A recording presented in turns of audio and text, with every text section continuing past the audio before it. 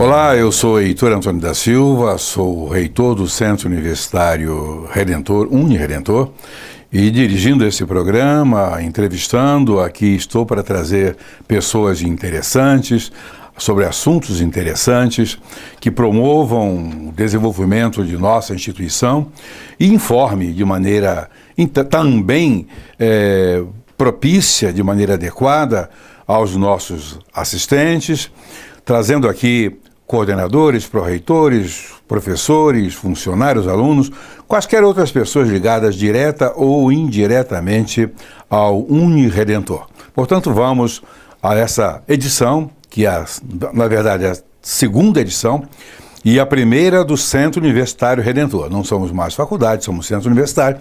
Contudo, temos outras 3 faculdades. Faculdade Redentor de Campos do Goytacazes, Faculdade Redentor de Paraíba do Sul e, em processo final de credenciamento e autorização dos seus cursos, a Faculdade Redentor Metropolitana, que fica na Baixada Fluminense, mais precisamente na cidade de Queimados. Hoje está comigo aqui o pró-reitor de graduação do Centro Universitário Redentor, Uniredentor, professor André Raeli Gomes. Ele é engenheiro civil, mestre em engenharia de produção, está concluindo nesses próximos meses o seu doutorado em área bem pertinente ao trabalho com educação. É também avaliador do MEC através do INEP. Apresentá-lo, portanto, é uma alegria, um prazer, por se tratar de uma pessoa de extremada competência que atua conosco. Olá, Raeli, tudo bem? Bom dia, professor. Vou tomar a liberdade de usar só o nome de guerra, Raeli. Né? Todos nós temos nome de guerra, né? O meu nome de guerra é completo, Heitor Antônio da Silva, né? Não, então o meu também vai ser. André Raeli Gomes. Pois bem, tudo bem. A temática que vamos abordar nesta hora é sobre a qualidade das IES, das instituições de ensino superior, que globalizam universidades, centros universitários, faculdades, institutos superiores. Então, a qualidade das IES e seus reflexos na qualidade, redundantemente digo, dos formandos, dos seus egressos. Professor Raeli, você é também avaliador do INEP-MEC, ótimo. Primeiramente, como você avalia a qualidade das IES num todo hoje, né? Com toda essa enxurrada de normas recentemente baixadas, necessárias, mas são de certa forma um complicador, especialmente para aquele que avalia, porque às vezes sai para uma viagem de avaliação com um instrumento, chega lá já tem outro já esperando, né? Como essa enxurrada de normas recentemente baixadas tem influenciado a qualidade das ES hoje? Tem melhorado?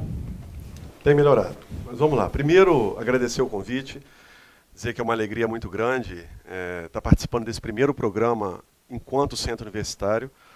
É um projeto que a gente perseguiu pela maturidade, a gente vai falar dele daqui a pouquinho, mas estamos comemorando aí há 10 dias esse feito, essa publicação dessa portaria, porque sabemos o quanto representa para a gente, para a sociedade, para a comunidade acadêmica, enfim.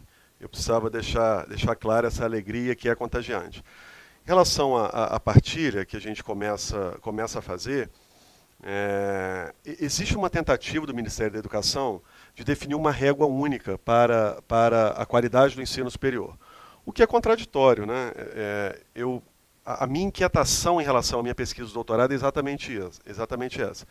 Primeiro, de um lado, existe o ENAD, que mede uma possível qualidade do egresso. Do outro lado, existe o mercado, e nada mede a qualidade do nosso egresso pelo mercado. O que mede é a empregabilidade, que o Ministério da Educação não mede.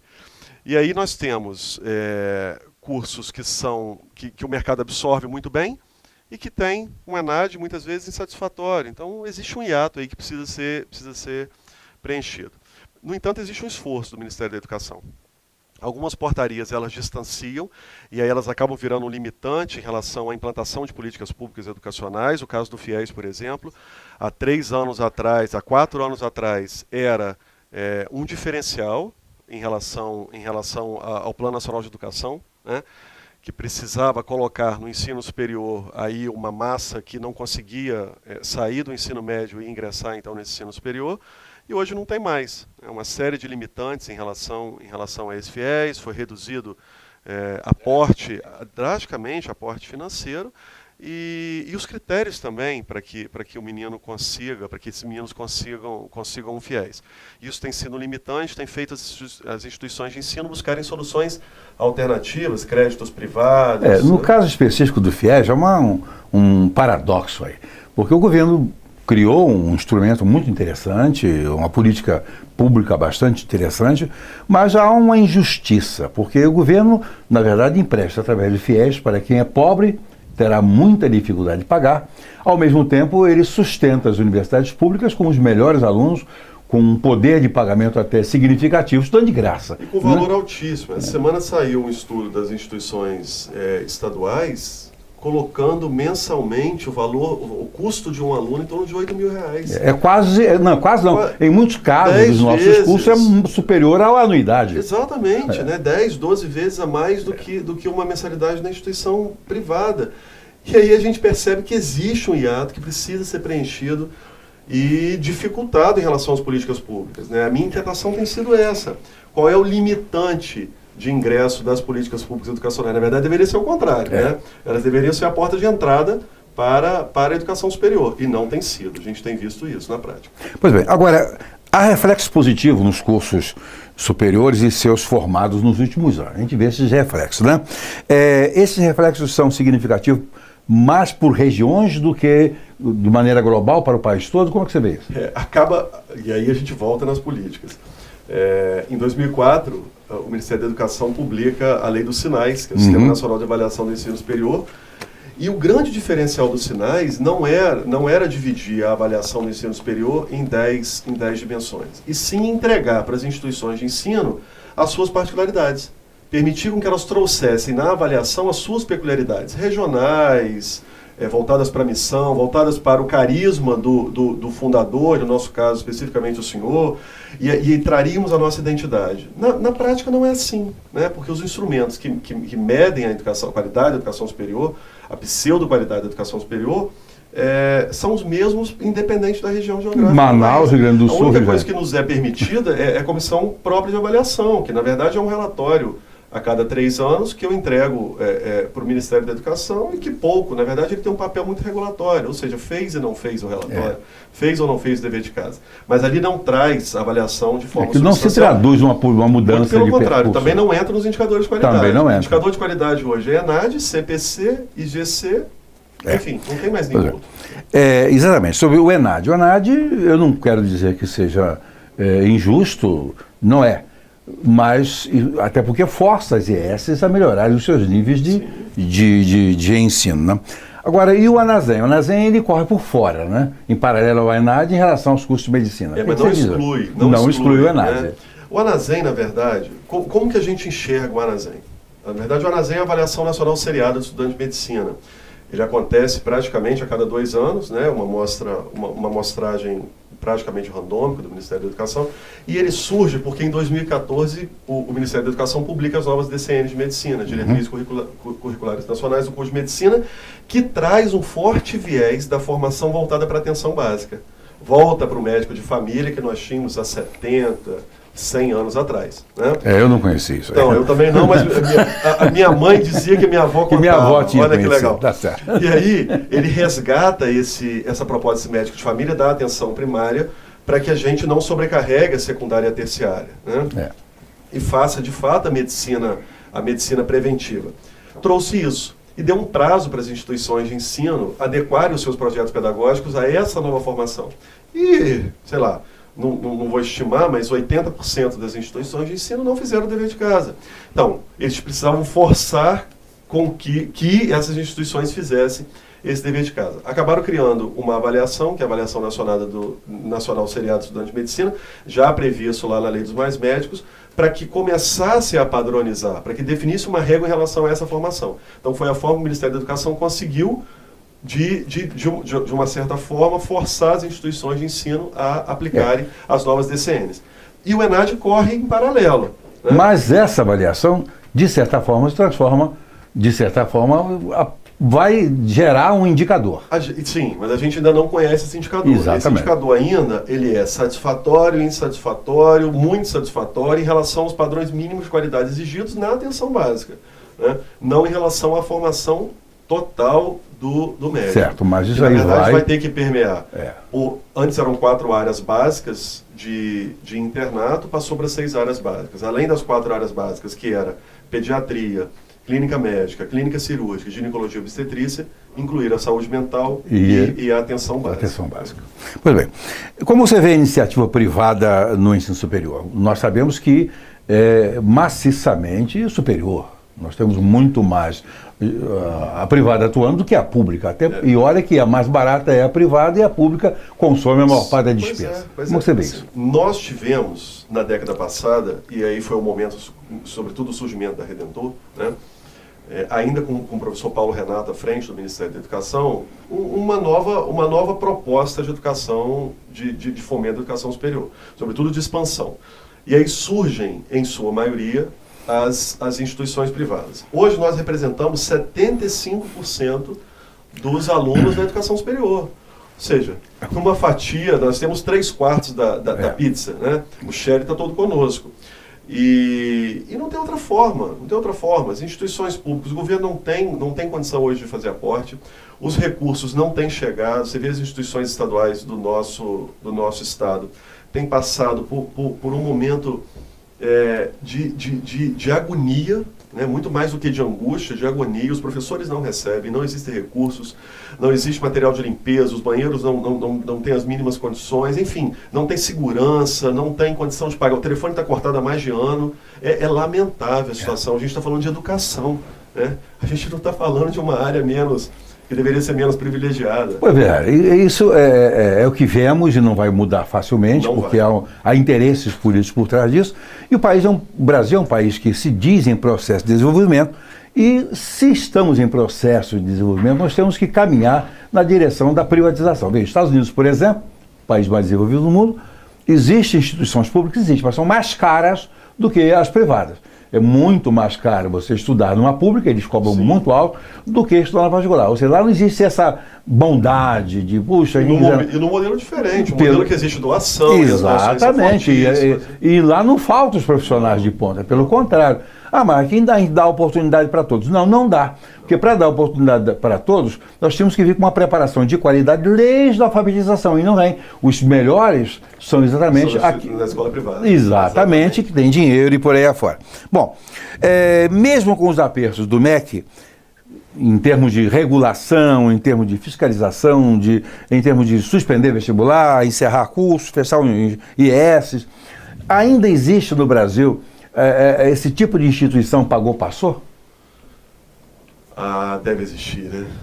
Pelo menos a gente ouve relato disso.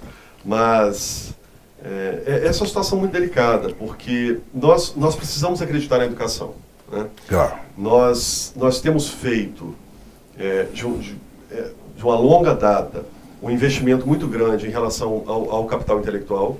Temos acreditado nesse capital intelectual, temos investido nesse capital intelectual e temos colhido frutos desse processo. Eu acho que o caminho é esse, é um caminho sem volta. Hoje nós vimos que o último censo da educação, professor, ainda nessa máxima das escolas públicas, 3 universidades foram fechadas, né? E aí universidades fechadas é uma situação muito, para quem conhece o trâmite, sabe o quanto é difícil esse status hoje em dia, né? Um tempo atrás não, um tempo atrás credenciava sim, e os padrões mínimos de qualidade não eram medidos. A gente vê a universidade, por exemplo, que não faz o mínimo de pesquisa. Ainda não faz. Que não tem um curso de mestrado e um curso de doutorado próprio, quando muito tem um MINTER ou um DINTER, que é um mestrado interinstitucional e um doutorado interinstitucional, e ainda gozam da prerrogativa de terem esse título de universidade. Mas, em breve, a gente acredita nessas políticas regulatórias, que isso vai acabar. Mas ainda assim a gente percebe que esse modelo de educação pública está fadado ao fracasso, né? A gente vai ter que avançar com uma privatização, sobretudo com um aporte. E esse aporte vai ter que copiar um modelo europeu, um modelo americano, né? A gente não vai fugir disso. Mas veja bem, a pública está fadada ao fracasso e as ESs privadas ruins também. Não, essas estão num saldo. Nós vimos há 10 dias atrás, publicado em Diário Oficial, 20 instituições fechadas e algumas ainda em processo de sobrestamento em relação a isso não é ruim, isso é bom. Não, isso é bom. Isso é muito bom. Isso é bom. Não? Agora eu vejo bem, essa entrada dos grandes grupos, e agora ao longo dessa semana que passou, o organismo próprio freou a formação de um grupo que seria majoritário e etc. Isso também está certo, né? Eu considero certo. Mas esses grandes grupos de mantenedores aí, comercialmente atuando, e não tem problema, está certo. E se você tem aí um grupo financeiro, uma sociedade anônima, tem que dar lucro, tem que produzir resultados para os investidores, eu sei disso. Mas para produzir resultados tem que manter o aluno. E para manter o aluno dentro de uma instituição de qualidade, isso é quase impossível. Por causa de quê? Por causa da culpa da própria política, que vem lá de trás, como fundamental e médio ruim, etc. E esses alunos chegam aqui e não aguentam os ritmos de uma instituição de qualidade. Com a Redentor é o contrário. Ou ele não vem, porque já sabe como é que é a coisa, ou vem e se arrebenta aqui para se formar num curso de 4, 5, 6 anos. E às vezes um curso de 5 dura 8. Já presidi a formatura de um rapaz aí com 8 anos e meio de curso de engenharia mecânica, e não era ruim, mas foi difícil para ele. Ou seja, ele nivelar toda a falta de preparo com a exigência mínima estabelecida. Então esses grupos, para não quebrarem e para serem viáveis economicamente, eles têm que descer o nível de exigência. Eles trabalham para um conceito máximo de 3, o que seria ideal, mas não consegue, cai em regulação em vários cursos, etc, etc. Isso é um problema. Será que essa avaliação do MEC vai forçar a barra de maneira tal que esses grupos têm que trabalhar nivelados por cima, e isso pode até inviabilizá-los economicamente? Você vê isso? Fatalmente, né? Hoje, há uma semana atrás, saíram os primeiros insumos do ENAD do ano passado, que foi o ENAD da Saúde. E nós já vimos, por exemplo, que medicina subiu em 35% a régua. Subir em 35% significa que quem já era bom melhorou, e quem era ruim piorou. Essa é a leitura do mercado. Exatamente. E quem já era ruim piorou num curso de medicina, por exemplo, que tem todo o mercado e toda a comunidade de olho nele também, está fadado ao fracasso. Isso é condição. Isso a gente não tem nenhuma dúvida disso. Em relação a essa fusão da Croton Anhanguera com a Estácio, a gente já sabia que ia ser uma catástrofe. Ia melar, ia ser. Sim, se ela fosse aprovada, no modelo que aconteceu há um ano atrás, até porque entende-se que a gestão já tinha começado a ser compartilhada, mesmo o CAD não tendo se posicionado ainda. Já gerando consequência. Já gerando consequência, isso já seria uma catástrofe. Agora não, sim, pelo menos ponderaram e viram que seria uma situação ruim para a qualidade da educação superior, porque aí sim nivelaríamos por baixo. Já estamos falando do maior grupo de educação do país, do mundo. Né, que é Croton Anhanguera. Imagina somando com a Estácio. E aí realmente a gente teria a gente não consegue ainda avaliar o impacto disso. Não parou por aí, né? Nós sabemos e temos especulações que outros grandes grupos querem a Estácio. Então agora começa essa especulação de mercado, e também existe um movimento de que a Croton Anhanguera sai agora fortemente para aquisições na educação básica.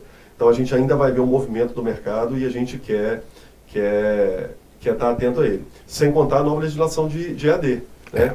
Que vai permitir uma expansão, e essa expansão precisa ser organizada. Não sabemos até quanto vai isso aí. Não sabemos o impacto disso. Né? Nós tínhamos, por exemplo, no censo de 2010, a gente está falando de 5 anos atrás, porque o último censo é de 2015, que saiu agora. Então, o censo de 5 anos atrás, nós tínhamos 120 mil alunos no EAD na educação superior. Hoje nós temos 1,5 milhão, ou seja, 25% e com essa flexibilização, para onde vamos? Podemos ir para 3%. 25% dos alunos da educação superior hoje já estão no modelo EAD. E como tem sido esse modelo? Com mensalidade de R$ 49,90? Pelo menos a primeira mensalidade. Então, assim, a gente precisa entender quais são os padrões mínimos de qualidade exigidos. E aí caímos nessa máxima do senhor. Um 3, que é uma nota satisfatória, numa escala que vai de 1 a 5, no limiar do 2. E aí, se tem um 2, aí nós temos regulação, nós temos supervisão, nós temos fechamento. E nós trabalhamos aqui para 5, sabendo que inferior a 4 não tiramos. O que está acontecendo com a gente aqui já há bastante tempo. Mas é um projeto de médio, longo prazo. Logo. E não é um projeto comercial. Não é um projeto comercial. Agora, os ingressantes via ProUni ou FIES, né, têm um mesmo caminho. Sempre Enem. Né? Esses alunos que chegam aqui no FIES ou no ProUni, melhores do ProUni, eu creio até que do FIES, que já é uma segunda etapa, né? Esses alunos apresentam algum diferencial acadêmico, comparando-se com os ingressantes via vestibular normal, melhores ou piores do que a média geral, enfim? eu não diria nem melhores e nem piores do que a média geral. Eu digo que alunos imprescindíveis para o nosso modelo de negócio, né? Somos uma instituição que, na essência, se propõe a fazer educação, que é a nossa maior missão, aquilo que é partilhado pelo senhor o tempo todo conosco. Então, se temos isso como projeto de vida, o resto vai ser consequência, e vamos, obviamente, tangenciar nesse projeto o tempo todo, é o que a gente tem feito o tempo todo, mas penso que esses alunos eles são imprescindíveis no processo. Primeiro, pelo fomento às políticas públicas educacionais. Se brigamos por ela, precisamos aportar, né? Precisamos acreditar nesse modelo. Segundo, porque são meninos que a própria legislação estabelece um padrão mínimo de qualidade de aproveitamento de estudo, o que não acontece nos demais meninos. Então, se são melhores ou piores, eu não sei responder, mas que eles precisam estar atentos aos indicadores de qualidade deles, individuais, eles precisam, porque isso é condição das políticas públicas. Então, se eles são reprovados em N disciplinas, eles perdem a bolsa. E a única condição deles estudarem. E aí me remete a minha história de vida, me remete à história de vida do senhor. O senhor estava falando das escolas públicas. Eu estudei a vida inteira em escola pública, né? Não acho que é demérito e nem mérito estudar ou deixar de estudar numa escola pública, mas era a condição que eu tinha, né? Com exceção do pré-vestibular, que eu fiz uma bolsa naquela época do MV1 e tirei o primeiro lugar. E aí o primeiro lugar tinha bolsa de estudo.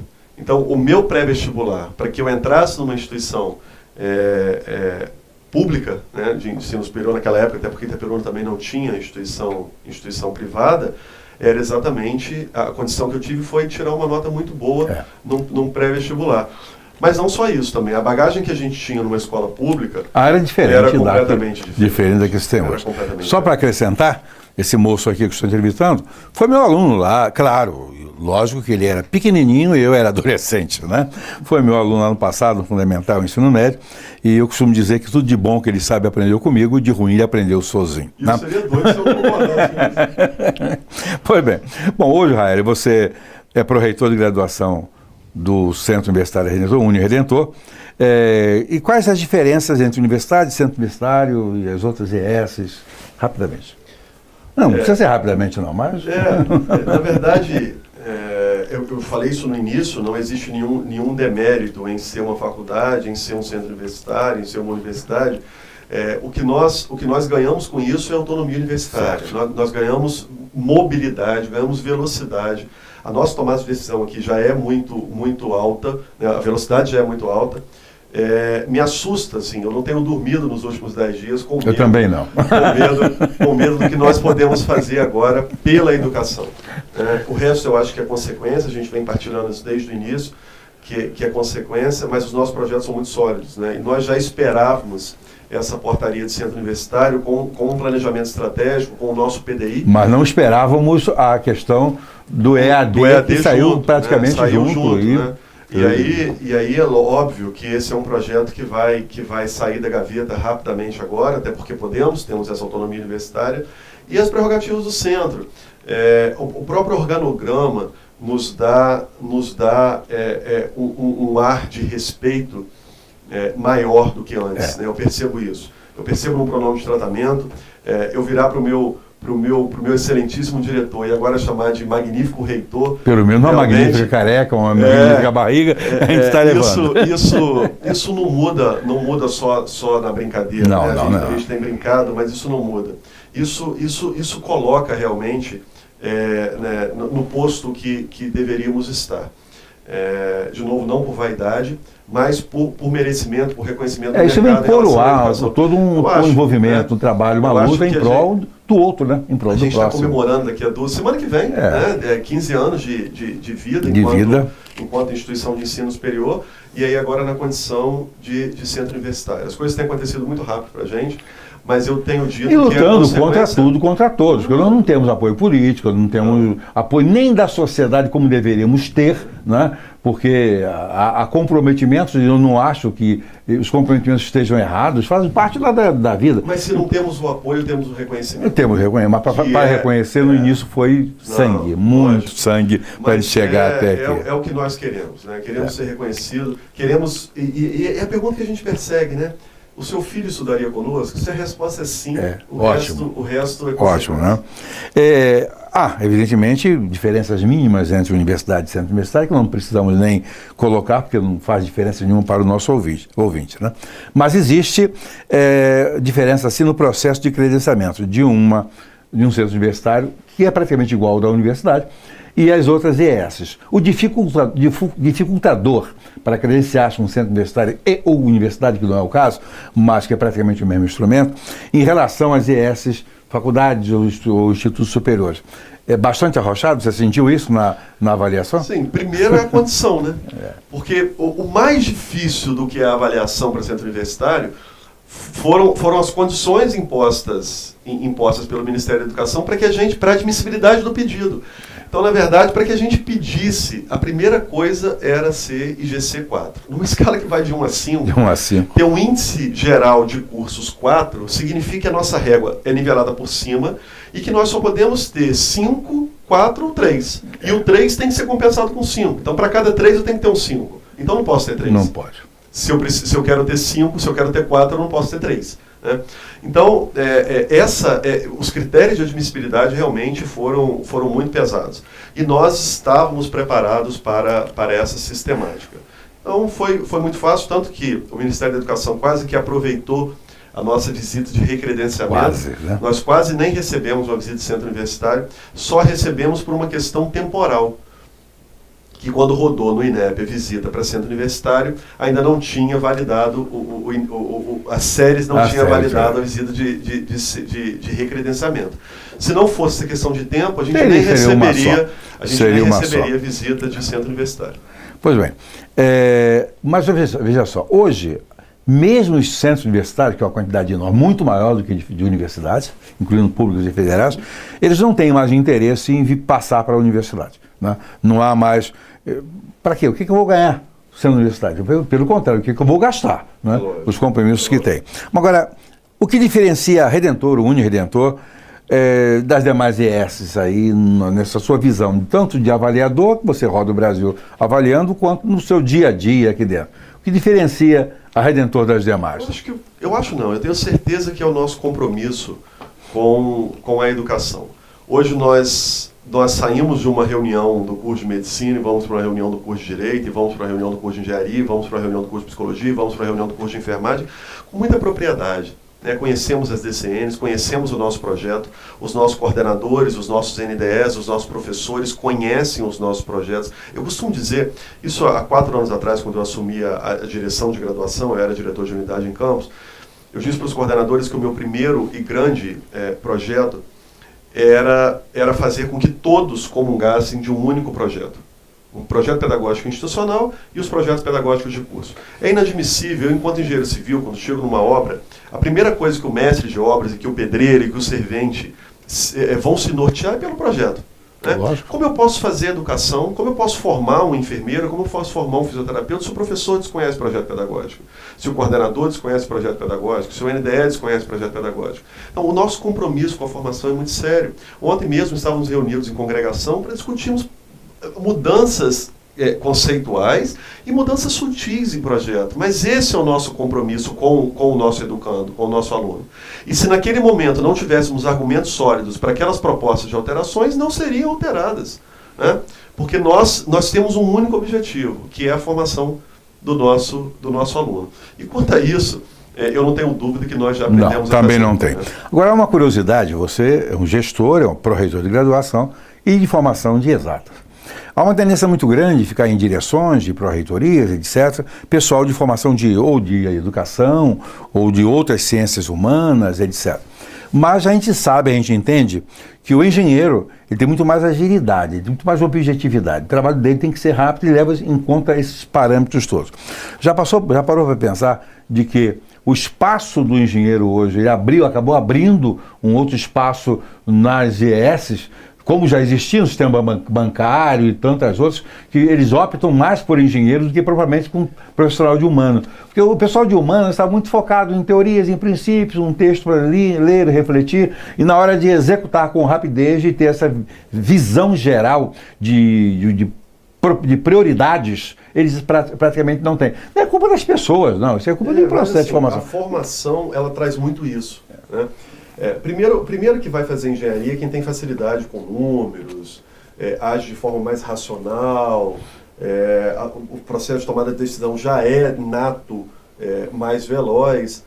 Mas a engenharia ensina muito a gente, né? Assim, a gente não entendia, por exemplo, por que listas de exercícios com 200 exercícios para que a gente fizesse uma noite, em 2 noites, porque era o tempo que a gente tinha, né?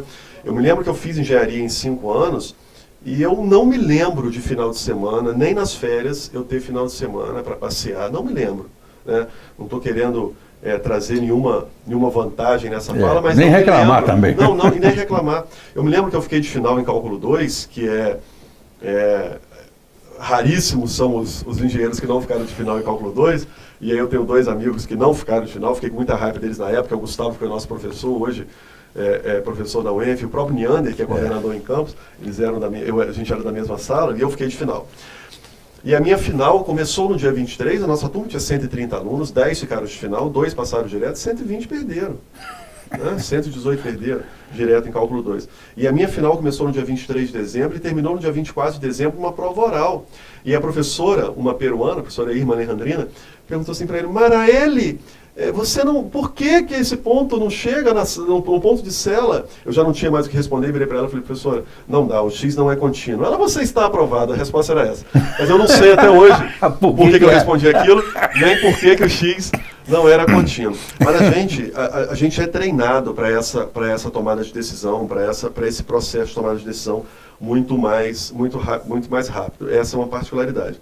E hoje na gestão, a gente não pode procrastinar. Né? Não, uma coisa que eu aprendi... Curto, rápido, grosso e imediato. Uma coisa que eu aprendi é exatamente isso. A tomada de decisão ela é momentânea e ela tem que acontecer, certo ou errado. Claro que a gente busca acertar na maioria das vezes. E quando corrigir depois, né? Não tem problema. Mas eu não posso procrastinar. Então, a demanda que está na mesa tem que ser tratada hoje. O foco é exatamente nessas prioridades. A gente deixa aquilo que rouba energia da gente, a gente vai mitigando. Por exemplo, as redes sociais dos nossos smartphones eu já não tenho há mais de ano, porque rouba energia. O próprio WhatsApp no smartphone também não já tirei. E deixei só no meu PC, exatamente para que a minha energia fique focada. Só o essencial agora. No essencial. É só o essencial. Agora, é interessante essa questão de executar. Eu não sou de exatas, né? Eu sou de saúde mental, psicanalista, mas eu tenho uma formação castrense, ou seja, de força armada, de força aérea, onde o militar também não pode perder tempo, tem que agir rápido e, certo ou erradamente, até eu não fui do Exército, mas existe uma linguagem, uma brincadeira no Exército, entre a Polícia Militar, mais na Polícia Militar em relação ao Exército. A questão é a seguinte: existem 3 maneiras de fazer a coisa.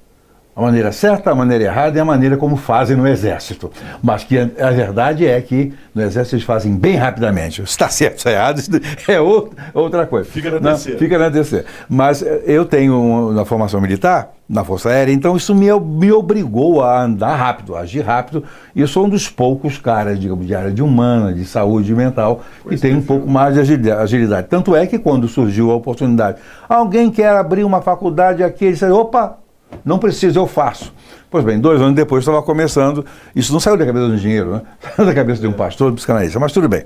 O que podemos chamar de ponto forte da Redentor hoje? Ponto forte, nossa bandeira mais significativa.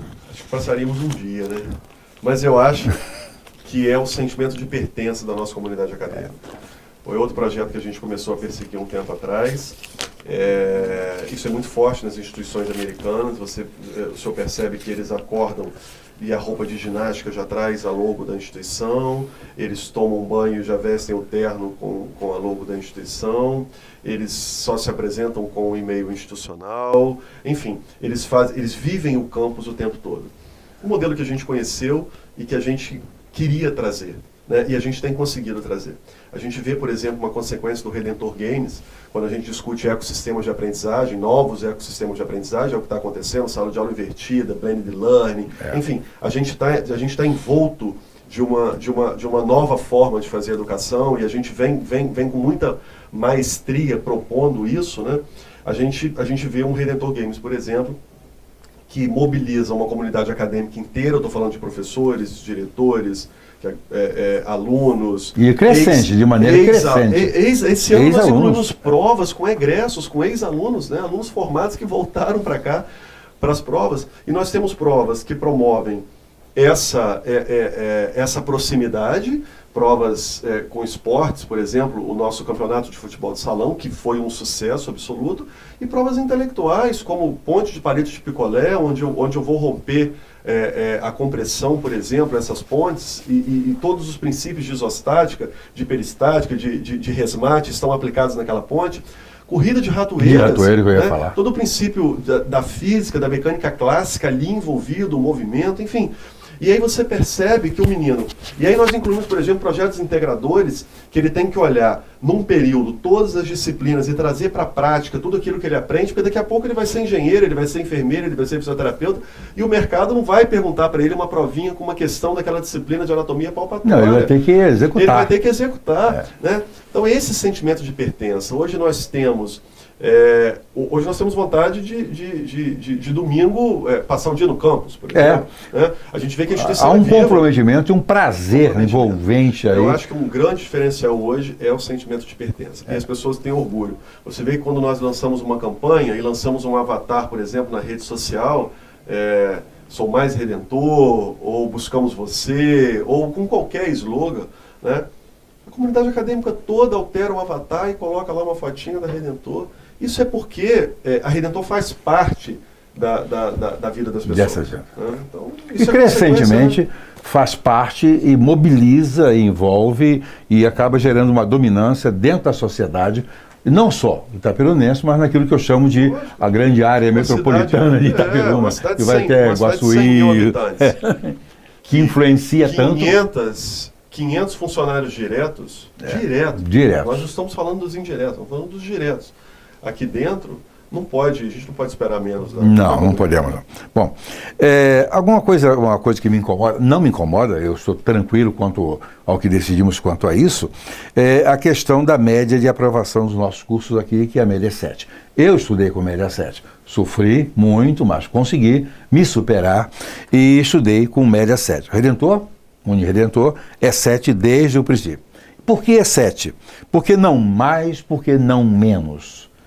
Eu, particularmente, sou muito a favor da média 7. Acho que o padrão de aprovação e de reprovação, ele é do docente e do aluno, ele não está ligado à nota. Não. Né? O aluno que seria reprovado com 6,9, e se a média fosse 6, ele seria reprovado por 5,9, porque ele não atingiu os padrões mínimos de qualidade exigidos por aquele professor, naquela disciplina, naquele projeto pedagógico. Mas muito mais do que isso, eu acho que isso aí é muito estático. Né? O cara tirar um 7 e está aprovado. Não acho que ele é melhor que quem tirou 6,9, não acho que ele é pior do que quem tirou 7,1. Mas me preocupa o profissional média 7. Então, por mim, a nota tinha que ser 10. Porque eu não posso, olha, eu vou formar, eu vou operar e esse anestesista tirou 7 em anestesia. Então, 70% de aproveitamento da minha anestesia ele tem, 30% reza. Não existe isso. Não existe. Né? Eu vou construir um prédio e aí, o prédio é de 10 andares, até o 7º andar eu garanto. A carga do 8º ao 10º, vamos colocar um coeficiente de segurança aí, não de 0,4, mas de 0,5, para que porque eu não tenho muita certeza, porque em isostática... Eu não me dei muito bem. Eu passei com média 7. Eu não posso conceber isso. Sim, mas na prática isso funciona. Porque quando se exige uma média 7, em geral, o aluno é aprovado com a média de todas as disciplinas um pouco acima de 7. Raramente o cara fez 7, 5 anos, estou formado. Normalmente ele melhora em uma, pior em outra, mas no mínimo 7. Ou seja, pressupõe que ele tem aí 70% de aproveitamento, quando na média geral deve dar um torno de uns 80%. Né? Mas aí que eu ia falar, no curso de medicina, por exemplo, você vai para um médico e mesmo que seja 80%, a sua patologia está inserida nos 20% que ele não sabe como é que você fica. Né? Você vai morrer? Essa é uma complicação. Isso que eu tenho conversado com os alunos. Falei, gente, se preocupem em aprender tudo. Pois agora, exigir menos é aumentar a margem de risco. não é? Também acho. Lógico, exigir menos então, é aumentar. Então, a eu acho Redentor, que a discussão é pela qualidade. o Redentor usa 7, vai continuar. Quando criarem um curso de medicina, só rodou atrás. Vai descer para 7. Por quê? Porque outras têm média 6? Não. 6 não, é 7 e está acabado. E dá um jeitinho de estudar para não ir para casa mais cedo tendo perdido a matéria. Bem, eu conversei aqui com o pró-reitor de graduação, o professor André Raeli Gomes. Estou muito feliz, o papo foi muito bom, muito agradável. Voltaremos brevemente, né? E eu sou o Heitor Antônio da Silva, sou o reitor dessa instituição, da Redentor, que está sempre um ou mais passos à frente das demais. Voltamos já com outra entrevista. Um abraço a todos.